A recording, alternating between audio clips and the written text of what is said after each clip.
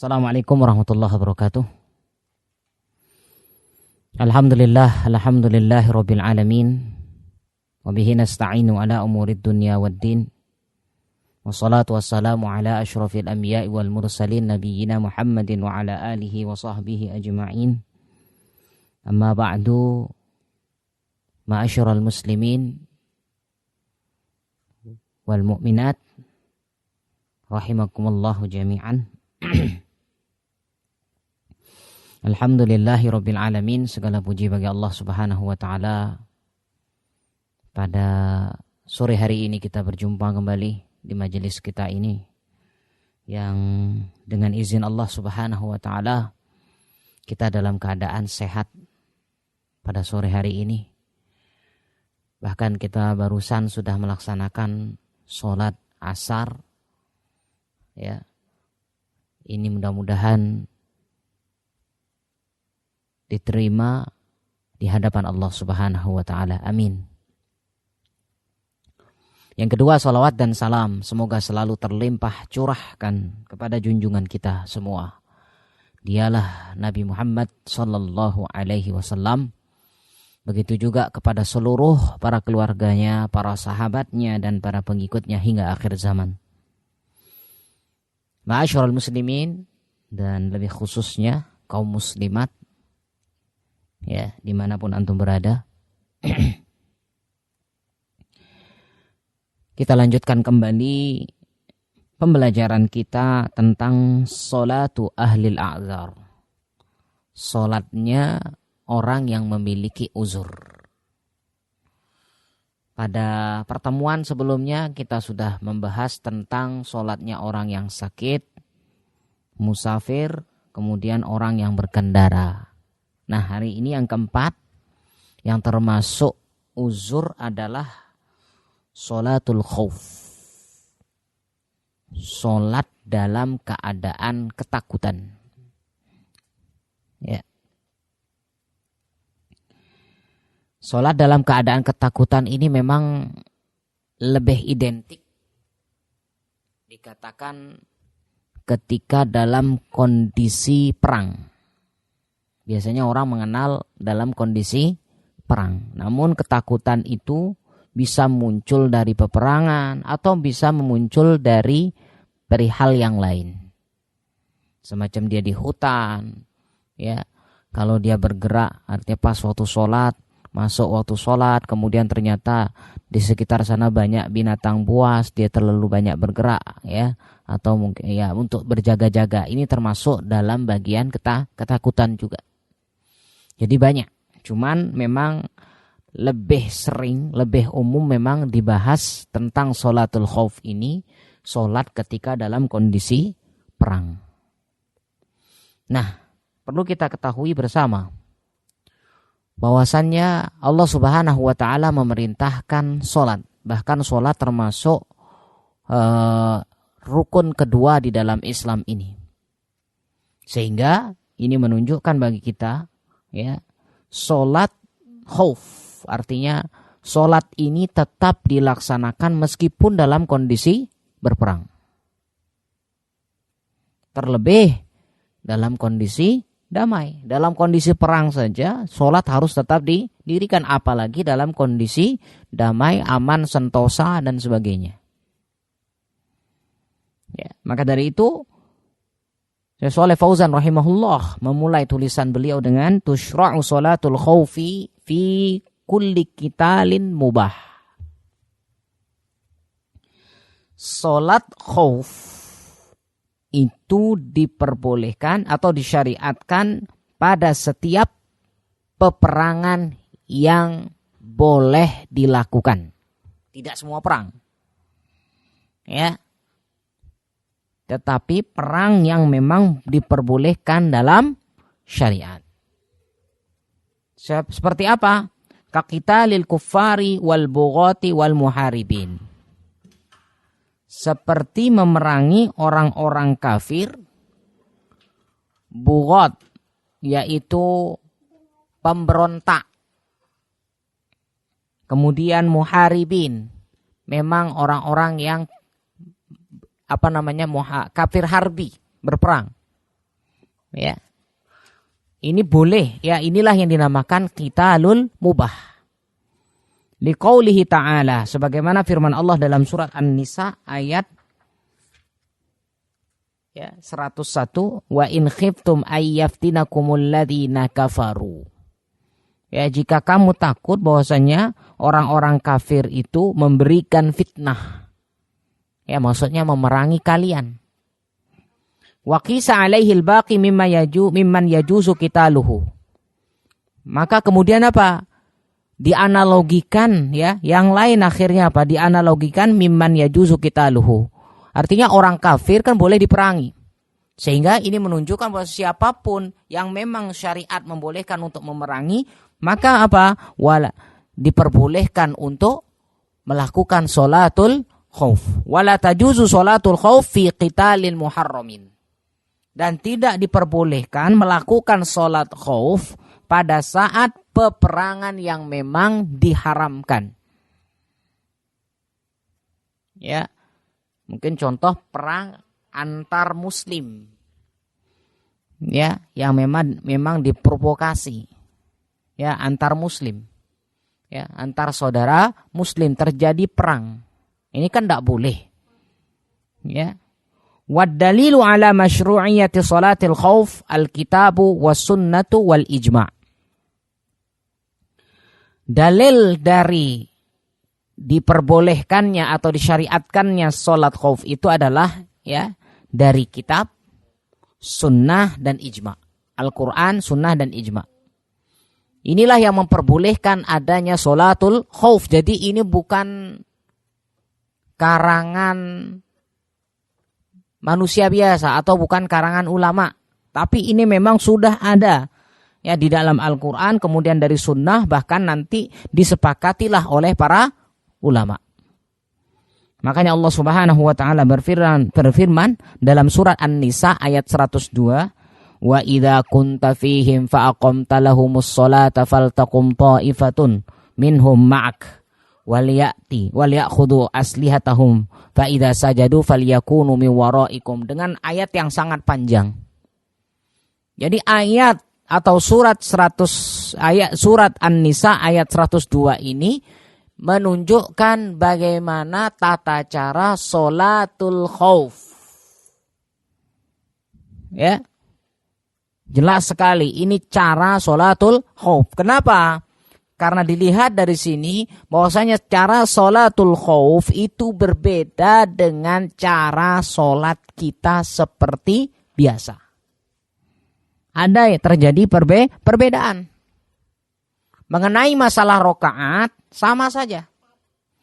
Ya, tidak ada perbedaan. Yang menjadi perbedaan hanya sifatnya saja. Ya, hanya sifat sholatnya yang berbeda. Kenapa? Karena sifat sholat ini disesuaikan dengan kebutuhannya. Ya. Makanya Al-Imam Ahmad rahimahullah mengatakan sahhat sholatul khauf, bahwasanya telah sahih sholat khauf itu dari siapa? Anin Nabi SAW. Memang dari Nabi SAW. Min khamsati aujuh au sittatin kulluha jaizah. Bahkan beliau mengatakan ada sekitar 5 bahkan sampai 6 tata cara sholatul khauf kulluha jaizah. Semuanya boleh. Ya, banyak tata cara sholat khauf yang dicontohkan oleh Nabi SAW. Banyak sekali. Kenapa? Karena memang sholatul khauf ini disesuaikan dengan keadaannya. Ya, ada keadaan yang mana nanti bahwasanya terjadi perang, cuman di sini tidak terjadi kontak senjata, adanya gencatan senjata. Ya, musuh berada di luar daerah kaum muslimin. Ya, ini kondisi seperti ini. Ada kondisi yang memang nanti bahwasanya ternyata bahwasanya kondisi musuh itu masuk ke daerah kaum muslimin. Nanti ada kondisi musuh yang memang dia berada di arah selain arah kiblat. Kalau kita di Indonesia kan kiblat kita ke barat, ya ke barat gitulah. Jadi musuh itu mengelilingi di selatan, kemudian utara, timur. Nanti kalau seandainya musuhnya ada ternyata di sebelah kiblat, ini caranya pun berbeda. Ya, disesuaikan dengan kebutuhannya masing-masing. Sehingga banyak, makanya dikatakan oleh Imam Ahmad rahimahullah, tata cara sholat ini bahkan dikatakan 5 sampai 6 aujuh, yaitu cara. Ya, cara sholatul khauf. Fahiya masyru'atun, maka ini sangat disyariatkan. Fi zamanihi alaihi salatu wassalam. Di zaman Nabi sallallahu alaihi wasallam. Kenapa? Masya Allah kita tahu, perhatikan. Di zaman Nabi kan Masya Allah berapa kali terjadi peperangan. Ya, terjadi peperangan berapa kali. Sehingga ya dalam kondisi perang ini akhirnya apa? Muncullah tata cara sholatul khauf. Cuman kalau zaman kita sekarang kan agak sulit ini. Ya, sulit mau melakukan sholatul khauf kecuali kalau memang sudah dalam kondisi berperang, berjihad dan sebagainya. Ya. Maka watastamirru masyru'iyyatuha ila akhir dahr. Maka jelas ini kan sudah ada di zaman Nabi sallallahu alaihi wasallam tentang sholatul khauf ini. Sehingga ini akan terus syariat ini, ya artinya sholatul khauf ini akan terus dilaksanakan jika memang terjadi peperangan. Sampai kapan? Ila akhir dahr, sampai hari kiamat. Jadi tidak terhapus. Ya, tidak terhapus sholatul khauf. Oh, sekarang tidak ada perang berarti sudah dihapus. Tidak. Kalau terjadi ternyata di masa yang akan datang terjadi peperangan yang memang perang yang boleh, yang tadi yang dikatakan perang yang boleh dilakukan atau yang disyariatkan, baru boleh melaksanakan yang namanya sholatul khauf. Artinya bisa terjadi di masa yang akan datang. Allahu a'lam. Ya, mudah-mudahan intinya bahwasanya ya kita berharap tentu negara kita atau daerah kita dalam keadaan damai. Ini harapan kita. Ya, tapi tidak menutup kemungkinan suatu saat akan terjadi peperangan. Ya, sehingga diadakanlah sholatul khauf.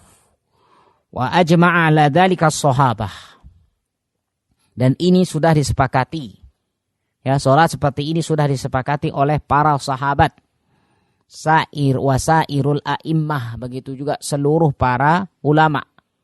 Ma'ada khilafan qalilan la yu'taddu bihi. Ada memang sedikit khilaf. Ya, sedikit khilaf tentang masalah sholat ini la yu'taddu bihi, tetapi tidak terlalu diperhitungkan. Ya. Wa tuf'alu sholatul khauf indal hajah ilaiha safaran wa hadara. Kemudian bagaimana? Sholatul khauf ini dikerjakan ketika memang ada suatu kebutuhan. Jadi tidak sembarangan. Kita langsung ya dalam kondisi aman, damai, ya sudah sholat di masjid, kita coba yuk. Kita sekarang praktekkan sholat khauf, kita sholat khauf seperti ya. Tidak, orang dalam kondisi damai. Sehingga bolehnya sholat ini dilaksanakan memang dalam kondisi indal hajah. Memang sangat-sangat dibutuhkan. Baik dalam keadaan safar ataupun mukim. Idza khifa hujumul aduwi, jika memang ditakutkan adanya serangan musuh alal muslimin, terhadap kaum muslimin, li'annal mubiha laha huwal khauf las safar. Jadi ketika dalam kondisi safar, kemudian kaum muslimin semua ini ya, jadi sekelompok kaum muslim melakukan perjalanan perjalanan jauh. Tiba-tiba ada sekelompok orang kafir yang ingin menyerang kaum muslimin, merampas dan sebagainya. Yang ingin menyerang kaum muslimin, memerangi kaum muslimin. Maka dari itu ya, jadi boleh dia melaksanakan sholatul khauf ini disebabkan karena terjadinya peperangan. Ya, jadi peperangan terjadi pada saat itu masuk waktu sholat. Maka boleh dia melaksanakan sholat ini. Dan li'annal mubihalaha, ingat, yang memperbolehkan dia melakukan sholatul khauf ini adalah al-khaufu. Namanya aja sholatul khauf. Jadi yang memperbolehkan sholat ini adalah karena munculnya ketakutan. Las safaru, bukan karena safarnya. Saya lagi, bukan karena safarnya, tapi karena ketakutan akan diserang oleh orang-orang kafir. Ya. Lakinna sholatal khaufi fil hadari la yuqsaru fiha adadur raka'at. Jadi akan tetapi bahwasanya sholatul khauf ini pada saat kondisi kita mukim, ya kita di rumah kita lah ini, tiba-tiba ada orang kafir menyerang, mau masuk ke kampung kita, mau nyerang kampung kita. Dalam kondisi ya ini kan pernah terjadi ya. Pernah terjadi saat itu. Ya, saya ingat tahun berapa, sekitar 2000-an berapa itu, 2006. Ya, pernah terjadi di kampung kami juga. Ya, besoknya mau lebaran, pas orang buka puasa. Bunyi kul-kul kalau istilah kita kan bunyi kentungan itu tung. Nah, ya.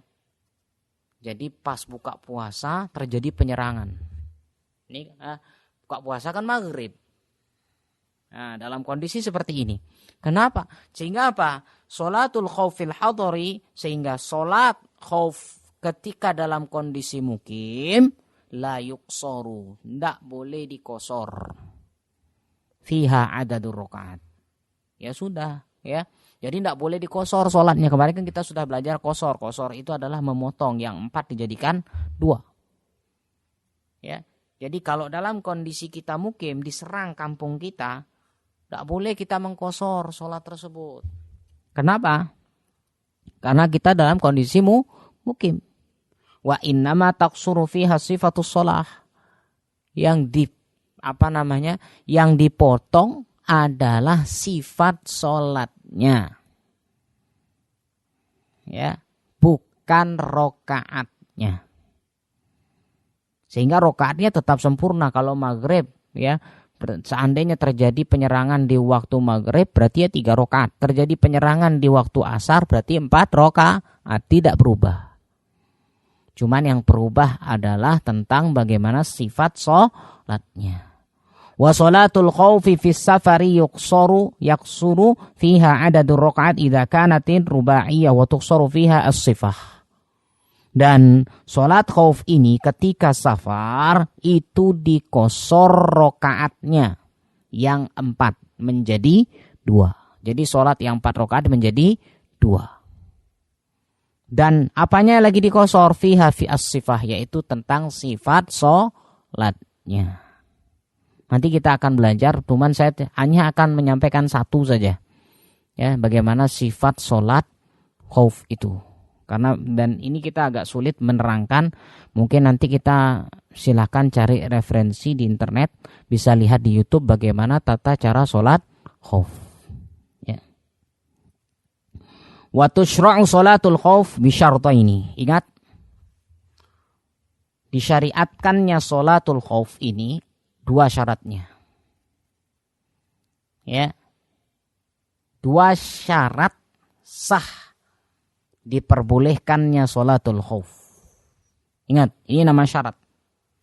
Ketika 1 saja hilang berarti tidak bisa. Kenapa? Syarat ini penting. Karena ini berhubungan tentang keabsahan ibadah tersebut. Ya. Kita kalau mau masuk sekolah kan ditanya, pasti akan ditanya, ada persyaratannya. 1 saja hilang persyaratannya, tidak bisa.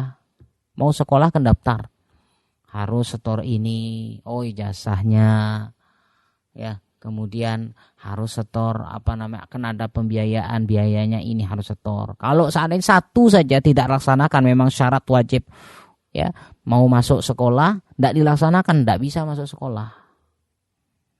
Ya. Jadi syarat ini harus tetap terlaksanakan seluruhnya. Ya. Sehingga syarat sholatul khauf, khauf itu takut, ya. Sholat khauf ini ada 2. Yang pertama, an yakunal aduwu yahillu qitaluhu kama sabaq.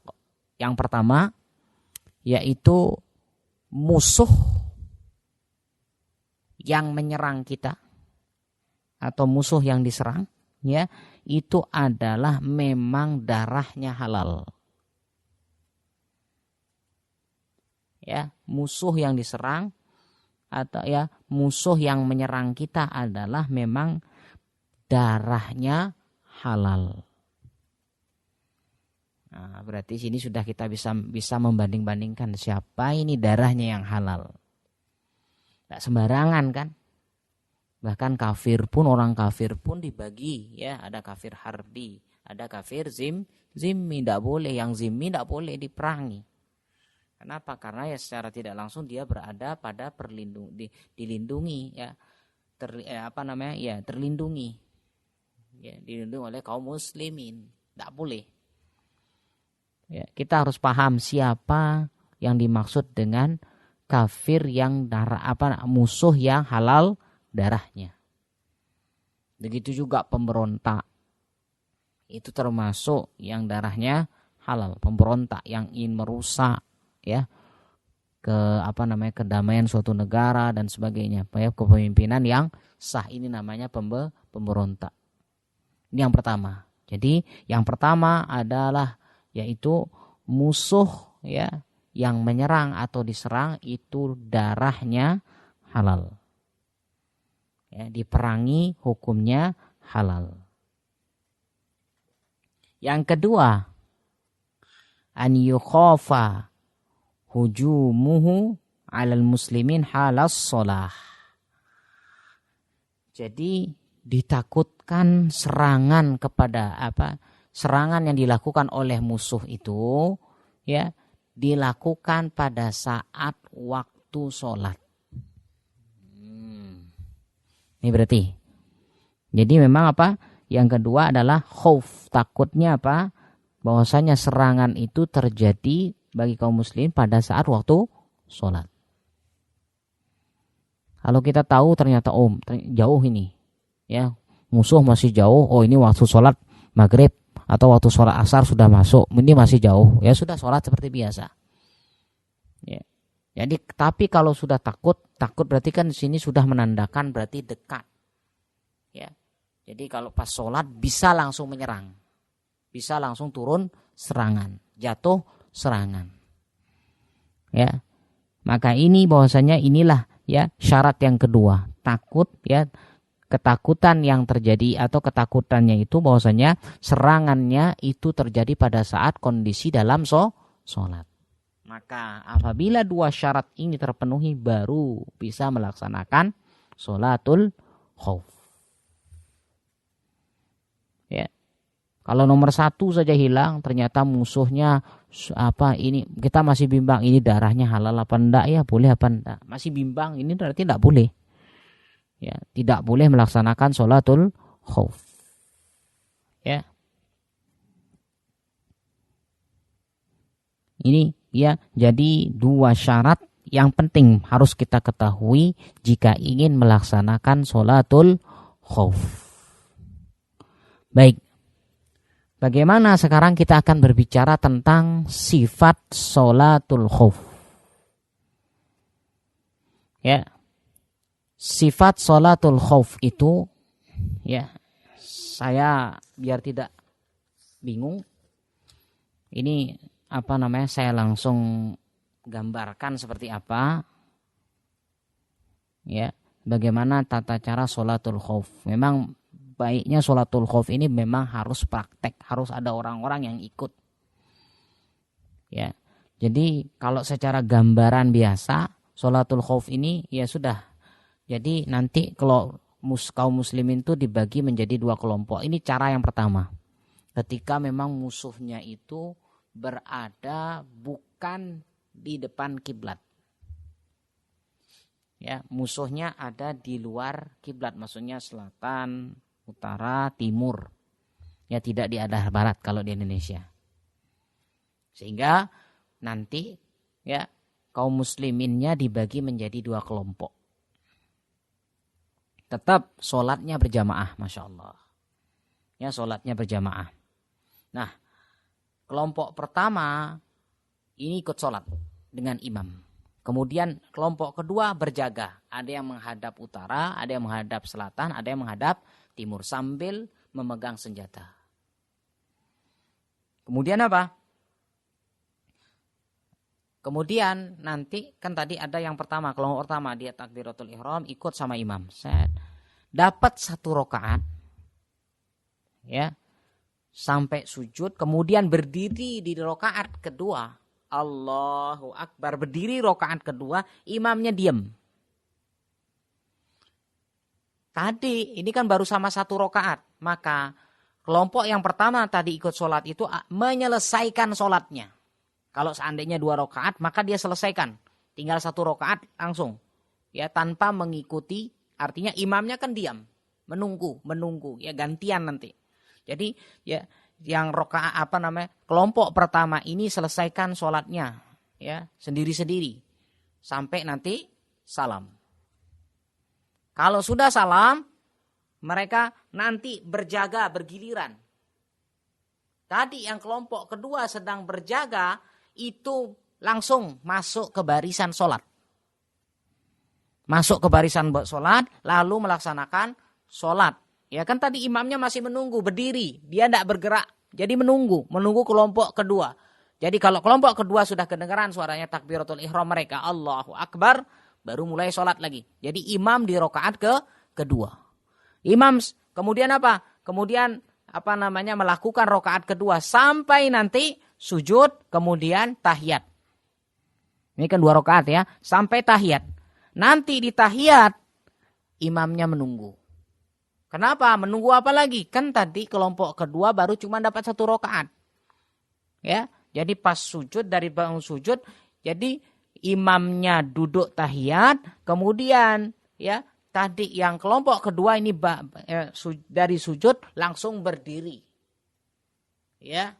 Kemudian apa? Melaksanakan rakaat kedua sampai nanti ketemu semuanya bersama imam dalam kondisi tahiyat.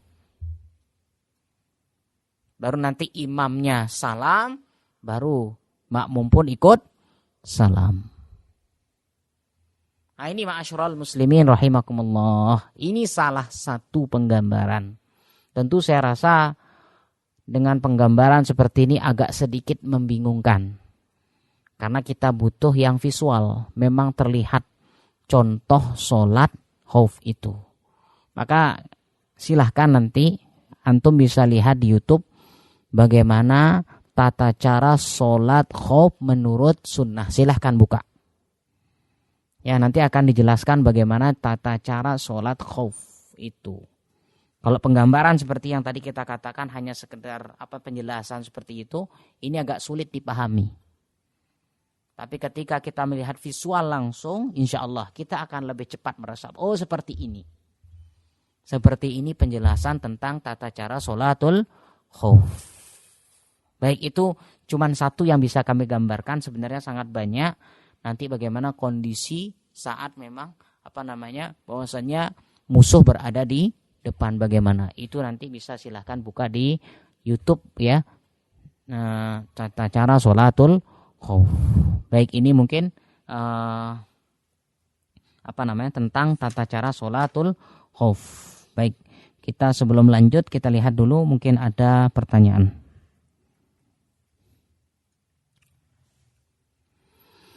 Baik, ada pertanyaan masuk.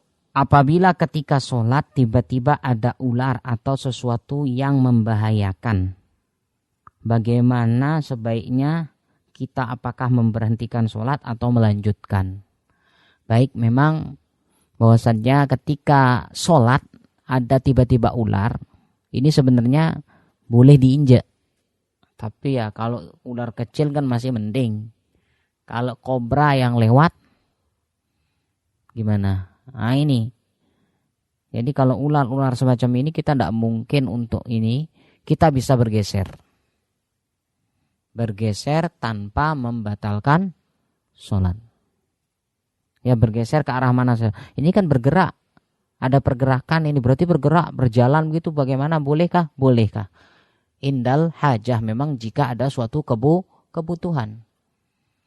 Yang mana nanti ular ini bisa membahayakan nyawa kita, terlebih ular kobra dan sebagainya yang berbisa. Ini kan tidak mungkin diinjak begitu saja. Tapi kita mau bergerak, cepetan dia yang duluan ularnya yang duluan bergerak, nyotot kita. Ya, kalau seperti ini atau mungkin ada kayu di sampingnya silahkan dipukul. Ketika kita memukul ular itu, mematikan ular itu, apakah membatalkan sholat? Tidak. Tidak, karena ini ada suatu kebutuhan.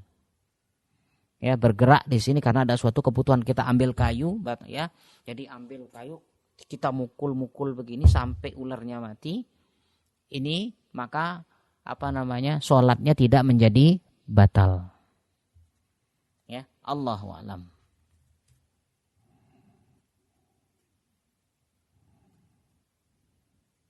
Oke. Belum ada. Kita mulai lagi. Kita lanjutkan. Wa hadhihi sifat, ya, saya langsung lompat. Ya. Langsung lompat. Ya. Wa hadhihi sifat, bagaimana sifat-sifat salat khauf. Yang tadi saya katakan, ya, berbagai macam salat, berbagai macam keadaan yang tentu berbeda dalam kondisi perang. Ya. Maka semua sifat sholat khauf ini tuf'ala idza lam yashtadil khauf. Dilakukan jika memang perang tidak terlalu berkecamuk. Ya. Fa idza ishtaddal khauf, apabila ternyata perang sedang panas, sedang berkecamuk. Ya. Bi antuwasila at-ta'nu wad-darbu wal karru wal farru. Masya Allah. Terjadi terjadi ayunan pedang, panah di mana, terjadi pemanahan di mana-mana. Ya, lari ke sana ke sini, pindah sana sini dan sebagainya. Ya, berkecamuk ini. Ya. Walam yumkinu tafriqul qaum wa salatuhum ala ma dzukira. Enggak mungkin kita mengatakan, ayo tunggu dulu. Maksudnya break dulu sebentar. Masya Allah, enggak mungkin.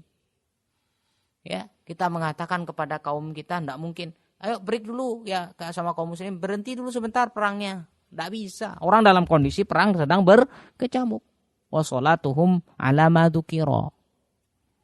Ya, dalam kondisi ini kan sangat Masya Allah, ya, perang berkecamuk dalam kondisi yang memang sudah, ya, terjadi peperangan, tiba-tiba bahwasanya waktu sholat sudah masuk. Bagaimana keadaan seperti ini? Wahana waktu sholat, masuk waktu sholat, perang sangat-sangat sedang panas-panasnya sedang terjadi. Ya, shollu ala hasbi halihim. Maka sholatlah sesuai dengan keadaannya. Ya, sesuai dengan keadaannya, rijalan wa rukbana. Baik dalam keadaan sedang berjalan atau sedang berkendara. Ada kan yang berperang, ya sudah, ya ya sudah jalan kaki, artinya berjalan, tidak bawa senjata tapi tanpa berkendara. Ada yang memang ada yang berkendara. Kalau zaman sekarang tank, ada yang naik tank. Ada yang naik mobil-mobil perang, ada yang naik helikopter, ada mungkin di laut, ada yang lagi naik kapal laut dan sebagainya. Ya. Rijalan wa rukbana. Baik dalam kondisi berjalan maupun dalam kondisi berkendara, lil qiblah wa ghairiha. Baik itu menghadap kiblat maupun tidak. Ini kan perang sedang berkecamuk, enggak mungkin kita, ya, sebentar dulu ya, saya arah kiblat umuk takbir. Tidak bisa. Ini dalam kondisi perang, orang sedang mengayunkan pedang. Ya, ada yang mengarahkan panah ke arah kita. Bagaimana? Ya, maka di sini ya dalam kondisi seperti ini silahkan yumi'u birruku' wassujud hasba taqatihim, sedang berkecamuk. Allahu Akbar. Ya. Terus bagaimana? Apakah perlu dia ruku' dan sujud dalam kondisi perang? Ya, Allahu Akbar, sujud langsung dipenggal duluan kepala kita. Terus bagaimana dengan isyarat juga? Cukup dengan istilahnya memiringkan kepala kita. Allahu Akbar. Kalau sujud Allahu Akbar lebih rendah sedikit. Ya, sambil ya. Ini Masya Allah ya. Ini kondisi yang sangat-sangat berkecamuk. Bahkan kalau seandainya kita sedang merayap begini juga. Ya, sedang ada adu tembak begini. Kita ada adu tembak begini. Bagaimana cara perang kita? Tidak mungkin kita istirahat break dulu. Tidak mungkin. Ini dalam kondisi perang. Kita sedang adu tembak. Bagaimana? Ya sudah masuk waktu sholat. Subhanallah. Bagaimana? Ya sudah Allahu Akbar. Ya, sebagaimana kita sholat. Baru nanti rukuknya Allahu Akbar. Sujudnya bagaimana? Ya, Allahu Akbar, sami Allah liman hamidah, Allahu Akbar, Allahu Akbar. Terus tiba-tiba musuh maju lagi, kita harus mundur, ya, mengambil posisi yang benar. Oh, posisi saya salah di sini. Berpindah dia, mundur atau maju atau ke samping ke sana, ya. Terus bagaimana arah kiblat? Arah kiblat tidak, ya, dalam kondisi saat ini memang, ya, sangat berbahaya, ya. Kalau pas musuh di arah kiblat enak, pas musuhnya membelakangi kiblat bagaimana? Tidak mungkin kita menghadap kiblat. Ntar dulu, tidak bisa. Ya, sehingga ini disesuaikan dengan keadaannya masing-masing. Kalau tadi kan dalam kondisi memang masih bisa ada sela waktu untuk sholat, meskipun ada penjagaan yang sangat ketat. Ya, terjadi pergantian penjagaan. Tapi ini kondisi perang sedang berkecamuk. Makanya Allah Subhanahu wa taala mengatakan dalam surat Al-Baqarah ayat 239, "Fa in khiftum farijalan aw rukbana." Ya, silahkan melakukan sholat itu baik dalam keadaan berdiri, berjalan sambil berjalan kaki sholat. Bisa semuanya. Kenapa? Dalam kondisi yang sangat-sangat darurat. Begitu juga dalam kondisi berkendara. Fasallu rijalan aw rukbana war rijalu jam'u rajil. Maka rijal di sini jamak dari rajil, berjalan kaki, wa huwal kain ala rijlaihi masyian aw waqifan. Baik ya, jadi dia berdiri di atas kakinya baik dalam kondisi diam, berdiri biasa maupun dalam kondisi berjalan. Ya, warukban jam'u raqib. Rukban itu adalah jamak dari raqib, berkendara. Kalau dulu kendaraannya kuda, onta. Kalau sekarang kan sudah lebih modern, ya, bisa tank, ya. Mungkin sepeda bisa naik pesawat, helikopter dan sebagainya. Ya. Kemudian wa yustahabbu an yahmila ma'ahu fi sholatil khauf minas silah. Disunnahkan. Ya, sangat dianjurkan ketika yustahabbu an yahmila ma'ahu. Jadi ketika sholatul khauf disunnahkan dianjurkan untuk tetap membawa senjata. Ya, minas silah. Ma yadfa'u bihi an nafsihi wa la yusqiluhu. Yang mana dengan senjata ini dia bisa membela dirinya dan tidak terlalu memberatkannya. Ya, ini qaulihi ta'ala wal ya'khudhu aslihatahum.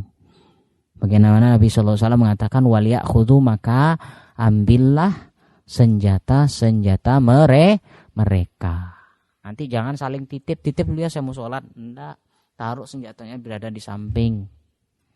Sehingga kalau dalam kondisi yang sangat-sangat darurat, mau enggak mau ya, jadi senjata bisa langsung diambil. Enggak mungkin kita tadi saya titip kemana ya senjata? Woi, dia sedang berperang. Ya. Jadi seperti itu ya. Bahwasanya dianjurkan tetap membawa senjata ketika melaksanakan sholatul khauf. Wa mislu syiddatil khauf halatul harbi. Nah, ini dia. Dan sama juga bagaimana syiddatil khauf, bagaimana termasuk dalam keadaan ketakutan juga, halatul harbi, sebagaimana ketakutan berperang, yaitu min aduwin, ya berperang karena takut karena bertemu musuh, au sailin, atau mungkin banjir,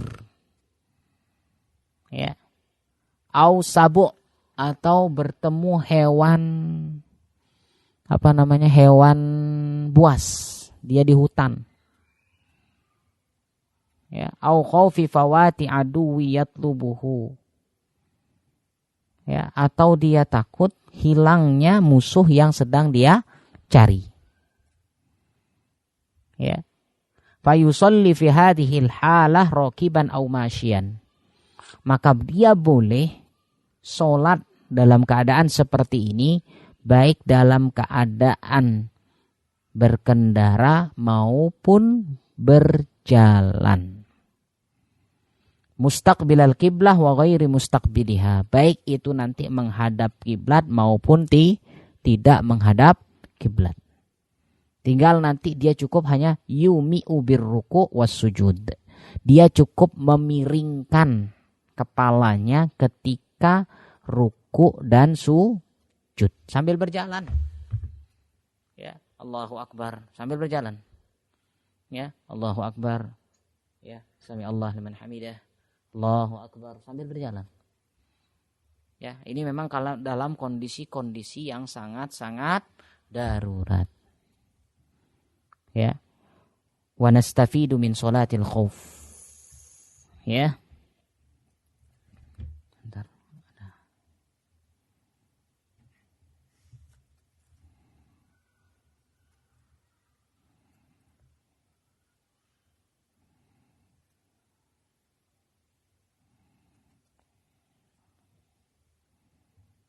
Baik. Wa nastafidu min sholatil khauf, sehingga kita bisa mengambil pelajaran yang sangat besar. Ada faedah yang sangat luar biasa dalam pelajaran sholatul khauf. Ala hadhil kaifiyat. Kan kita tadi berbicara tentang tata cara sholatnya. Masya Allah berbeda. Tidak seperti sholat kita biasa. Ya, yang sangat luar biasa, ajibah. Kelihatannya aneh. Aneh kok seperti ini ya bentuk sholatnya. Kayak tidak khusyuk. Sambil berjalan lagi.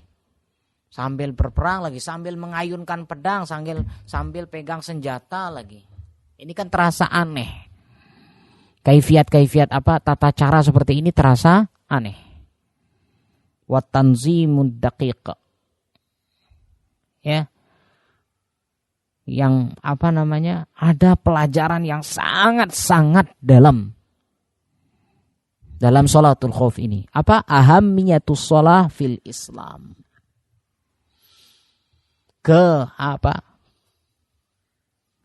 Pentingnya, ya, ahammiyah itu artinya penting. Pentingnya sholat di dalam Islam. Wa ahammiyatus sholatil jamaah bizzat. Terlebih pentingnya sholat berjamaah. Bukan hanya sekedar sholat, tapi pentingnya sholat berjamaah. Subhanallah. Ya. Fa innahuma lam yasquta fi hadhil ahwal al-harijah. Sesungguhnya keduanya, ya, sholat dan jamaah, sesungguhnya keduanya tidaklah menjadi gugur dalam kondisi yang sangat menegangkan ini. Perang. Keduanya tidak bisa langsung gugur dalam kondisi yang sangat-sangat menegangkan, mencekamkan. Ya, dalam kondisi mencekam. Ya. Kita lihat tadi bagaimana tata cara sholat tadi, ya, satu imam tapi semuanya bisa ikut berjamaah.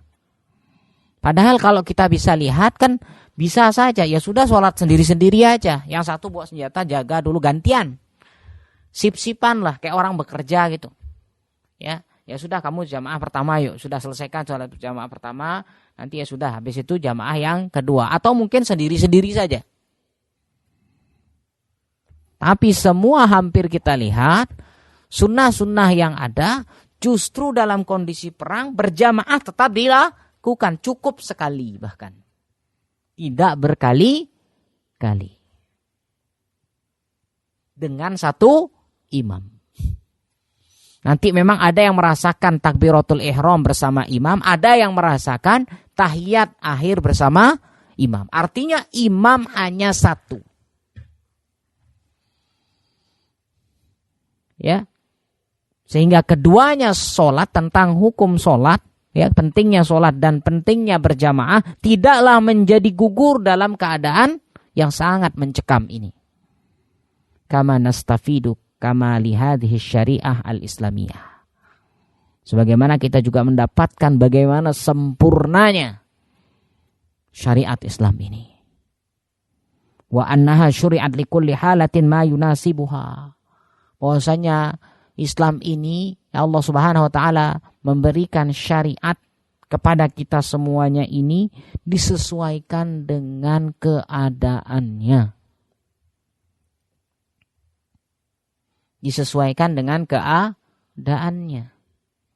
Kama nastafidu nafyal haraj an hadhil ummah. Ya, kemudian juga kita bisa mengambil apa, bahwasanya hilangnya, ya, dihilangkannya kesusahan dari umat ini. Jika memang tidak mampu begini, lakukan ini. Tidak mampu ini, lakukan itu. Ya, tidak mampu itu, silahkan ya. Masih banyak pilihan. Tapi kita di dalam syariat ini dianjurkan untuk melakukan sesuatu yang kita mampu terlebih dahulu. Karena Allah Subhanahu wa taala berfirman, "Fattaqullaha mastata'tum." Bertakwalah kalian semampu kalian. Artinya yang mampu dulu dikerjakan. Kalau dengan bahasa angka 1 sampai 10. Kita mampunya 10. Kita kerjakan dulu yang 10. Ternyata apa? Kita memang mampu, cuman tidak bisa melakukannya. Oh, kita pindah ke yang 9. Ternyata tidak bisa pindah ke yang 8. Tidak bisa pindah ke yang 7. Pindah semua. Tapi dikerjakan dulu yang memang kita sesuai dengan kemampuan. Tidak langsung pindah. Ya, tidak langsung pindah begitu saja. Oh, saya 1, tidak. Ya, disesuaikan dengan kemampuannya. Sehingga dihilangkanlah kesulitan ini, nafyal haraj. Ya, wasamahata hadhihi syariah, dan bagaimana luar biasa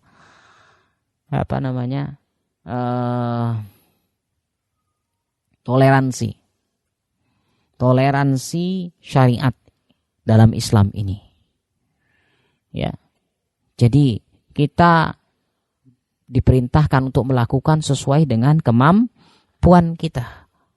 Wa salahiyataha likulli zamanin wa makanin.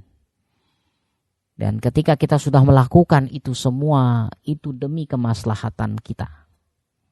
Dan kemaslahatannya itu cocok, disesuaikan, sesuai dengan zamannya dan tempatnya. Masya Allah. Ya, sesuai dengan zamannya dan tempatnya.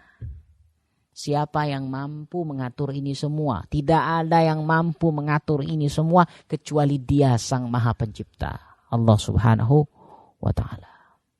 Allah Maha tahu apa yang kita butuhkan. Allah Maha tahu apa yang harus kita lakukan. Allah Maha tahu apa yang kita niatkan, apa tujuan kita, segala sesuatunya Allah Maha tahu. Ini kaum muslimat yang dimuliakan oleh Allah Subhanahu wa taala. Ya, kita bisa belajar di sini semuanya, terutama kita bagi laki-laki. Kita berusaha melaksanakan sholat ini penting. Dan bahkan di sini dikatakan berjamaah. Ya, dalam kondisi perang yang sedang perang itu tetap ya dilaksanakan sholat berjamaah, apalagi dalam kondisi aman. aman sentosa. Kita punya semuanya. Ya, masjid kita dengar. Kita diberikan telinga oleh Allah Subhanahu wa taala. Ini untuk laki-laki ya. Kita diberikan telinga oleh Allah. Kita dapat mendengar secara baik. Dengar kita azan. Oh, jarak masjidnya 2 kilo. Oh, Allah berikan kita sepeda motor. Sudahkah ada bensinnya? Oh, Allah berikan kita uang. Ini beli bensin. Ya. Dalam kondisi panas, ya sudah berjalan tinggal pakai helm dan sebagainya. Ya. Jadi betul-betul ini pelajaran bagi kita semuanya, terutama laki-laki, berusahalah untuk melaksanakan sholat secara berjamaah. Ya. Jangan terlalu mudah, jangan terlalu gampang untuk meninggalkan jamaah. Ya. Kita isi saf-saf yang ada di masjid. Kalau bukan kita yang mengisi, lantas siapa lagi yang akan mengisi saf di masjid? Ya. Sehingga beliau tutup ya tulisan beliau dalam uzur dalam surat ini, beliau mengatakan, Syekh Shalih Fauzan rahimahullah, nas'alullaha an yarzuqana at-tamassuka biha wal wafata 'alaiha. Kita memohon kepada Allah Subhanahu wa taala bahwasanya Allah memberikan kita keteguhan untuk tamassuk, berpegang teguh kepada agama ini dan wafat di atasnya, wafat di atas Islam. Ya, inilah harapan kita semuanya. Kita menjalankan Islam secara baik dan berharap apa? Husnul khotimah, wafat di atas Islam. Inilah yang kita minta kepada Allah Subhanahu wa taala. Karena apa? Allah Subhanahu wa taala itu Maha membolak-balikkan hati. Kita memohon kepada Allah, mudah-mudahan Allah Subhanahu wa taala senantiasa memberikan kita istiqomah kepada kita untuk melaksanakan kebaikan, melaksanakan syariat-syariatnya, melaksanakan sunnah-sunnah nabinya. Dan kita matinya dalam keadaan husnul khotimah, dalam keadaan beribadah ya kepada Allah Subhanahu wa taala. Amin ya rabbal alamin. Ya, innahu sami'um mujib. Sesungguhnya Allah Subhanahu wa taala Maha mendengar lagi Maha mengabulkan doa. Demikian mungkin yang bisa kami sampaikan pada sore hari ini. Mudah-mudahan ada manfaatnya bagi kita semuanya. Barakallahu fikum wa sallallahu ala nabiyyina Muhammad. Subhanakallahu bihamdika asyhadu an la ilaha illa anta astaghfiruka wa atubu ilaik. Assalamualaikum warahmatullahi wabarakatuh.